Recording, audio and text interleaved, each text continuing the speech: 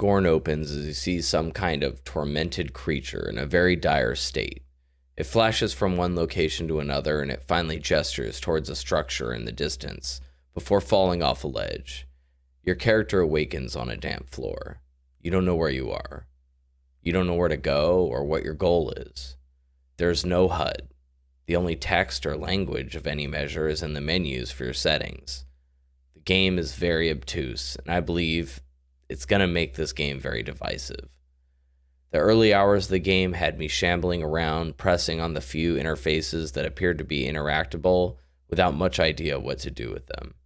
I'd be lying if I said that Scorn made it easy for me to find enjoyment. I'll leave that thought lingering in the air for a moment while I skip to the reason why I wanted to play this game so badly. This game's art design is incredible. It wears its inspirations on its sleeve. There were moments when I felt like I was an alternate reality Alien spin-off. The environments are beautiful, but haunting. In Nier Automata, I remarked that the city ruins area was being reclaimed by nature. In that instance, I meant that the trees were jutting out of buildings or old vehicles were rusting away to ruin. In Scorn, there are areas where nature is reclaiming the vestiges of an old civilization, but the reclamation appears to have malice behind it. It isn't trees or plants jutting out, but tendrils or biomatter. This reclamation reeks of malice. The word that kept coming to mind as I played was grotesque. The term is often used as a negative attribute. This world is certainly grotesque, but it's beautiful in its hideousness. From the biomechanical nature of the passages and interfaces you use to traverse the world, down to the creatures that inhabit the crevices nearby, everything's slightly disgusting and even off-putting. I was fascinated by it. Ebb Software was founded in 2013 and announced the game in November 2014. For a smaller title like this, that's a very long time. It's clear to me that some people were done with their jobs sooner than others. It seems to me like the artist kept coming back with another pass over and over again because everything's just dripping in detail. A wall will never just be a flat wall. It will have differentiating cracks or crevices or some kind of architectural detail like decorative vertebrae spiraling out. Perhaps some sort of organism has taken root upon it. I don't think there's much I can say that your eyes can't tell you. If you're the kind of person to find this art design visually interesting, then it's going to hit with you. And in that case, I was the target demographic. If you have looked at this game, then you can instantly tell if that's true for you and your tastes as well. Now, while the appeal of the art design is going to be very subjective, the gameplay will be doubly so. As I said before, the start of the game leaves you with no HUD, no marker to follow, no map, and no general direction or exact purpose. You're just as confused as the protagonist who just woke up on a dank floor. You're walking around and interacting with everything that you can while hoping to find access to the next passage. I was hopelessly lost. I came to my first real puzzle section that looks like this. I was completely confused as to what I was even trying to accomplish. This world is so alien that my brain couldn't parse what was being asked of me early on. Most puzzle challenges in games require some measure of pattern recognition, and some of these instances in this game were so foreign to my brain that I struggled to see what I was even supposed to be accomplishing. Ironically, the later problem solving in the game is far more complicated, but I had begun to understand my environment better, and I performed better than I had in my early shameful moments. I'd heard this game was about 4 hours long. Looking at the Game Pass app, it says I played for 7. I clearly am no puzzle man. There were 2 puzzles that left me lost for long periods of time, and I did not want the solutions given to me, so I took breaks and came back. The first puzzle that I showed before took me probably 30 minutes of in-game time. The second big puzzle that stumped me was easily solved once I realized I hadn't properly accessed the first weapon of the game needed to solve it. Early on, I played this game in short 45-minute bursts or so. It was exhausting to me. But I was so interested in the world that Ebb Software created, I wanted to persist. I can imagine many probably won't. The achievement I got for finishing the game showed that somewhere around 7% have done so at this time. The early footage of the game featured our protagonist with a strange biomechanical pistol. I'm sure that many people expected more shooter elements rather than puzzles. As you may have noticed, thus far I've spoken mostly about the exploration and puzzles. There is combat in Scorn. Combat is essential in Scorn. However, combat is not the focus of the game, and you don't even get your first projectile firing weapon until a couple hours in. I started my gameplay focus on the puzzles because that's what Scorn does. I think that because of this very obtuse welcome to the game, many people will fall off early. I can't say I don't understand the perspective of these people. It's a very hostile world with no one to hold your hand.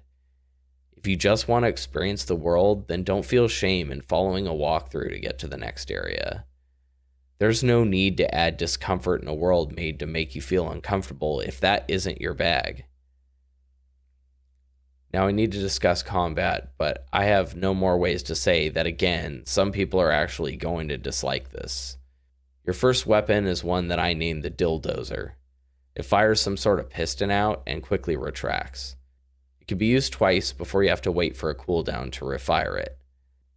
It does crap for damage considering how devastating it appears.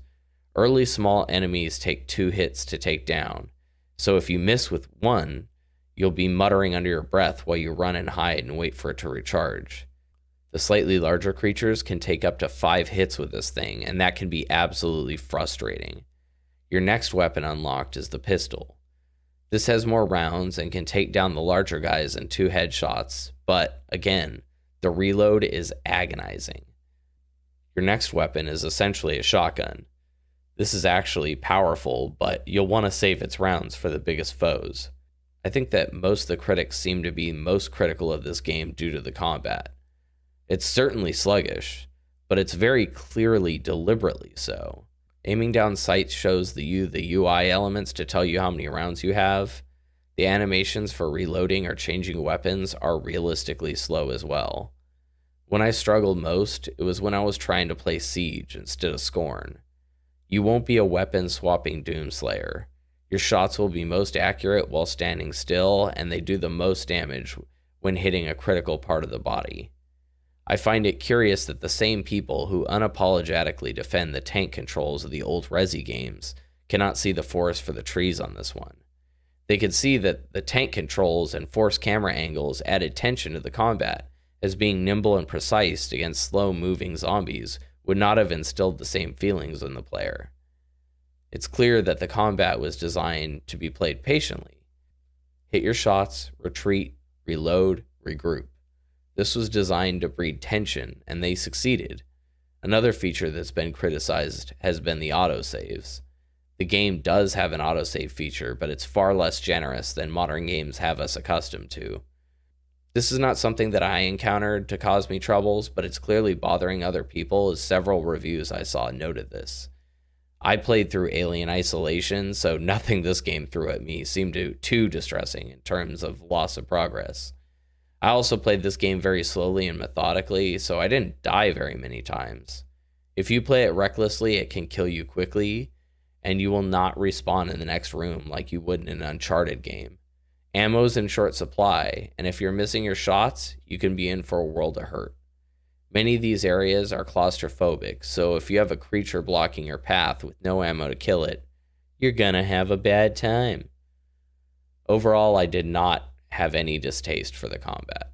It wasn't fun in a traditional sense, but I think it added to the atmosphere of the game, and it worked for me. Clearly, I've been cautious with my praise here. I like the game, but I'm also trying to forewarn people of what kind of experience they're going to encounter. The sound design is something that I can compliment with no stipulations. The soundscape's incredible and eerie.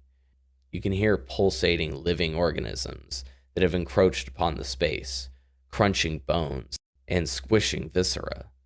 You can hear the emptiness of vast spaces or the sounds of creatures rustling around in the other room. The Foley work is impeccable.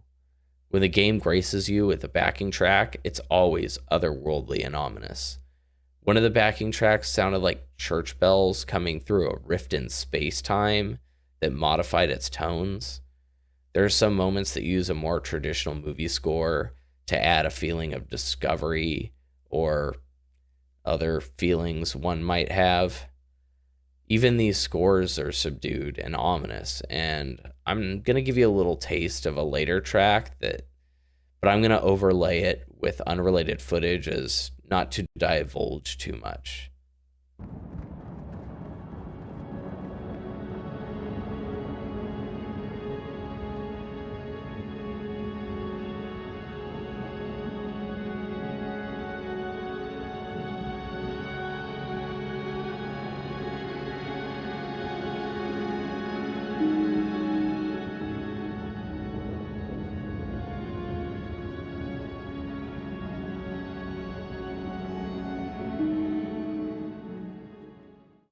I'm bad at describing soundtracks in general, but a lot of what Scorn features is already doing a good enough job of defying descriptions. I enjoyed it very much, though. In terms of Scorn's story, it too is difficult to describe in a conventional sense. There are no spoken words in the story. It's hard to set up a premise to work off of when you only have plot to use as descriptors. What our protagonist does and what happens on his journey is the story of this game, and it's something that should be absorbed unspoiled. What I will say is that I became very invested in what I was doing, and the game's name made sense to me by its conclusion. It seems to me that the developers really wanted you to make your own sense of the story in your own way. You have to decipher our protagonist's motivations. What's going on in this world? What is its backstory? You have limited tools to do so, but I came away with a very lasting impression from this short journey. I want to say more, but I also want other people to play it. If anyone wants me to do a spoiler-filled video on my interpretation of this story and its events, I'll do so in another video. Just leave a comment on the bottom or something. This is a new title after all, and people should be encouraged to run through it unspoiled. In the end, this game will not be loved by everyone. There will be a group of people, though, who think very fondly of it. I count myself amongst those. Even for those who aren't fans of what this game has done, even they can acknowledge how interesting and different the game is. From the complete lack of HUD elements or a map to the insane visual and auditory style this game has, it's doing things its own way. That much should be appreciated.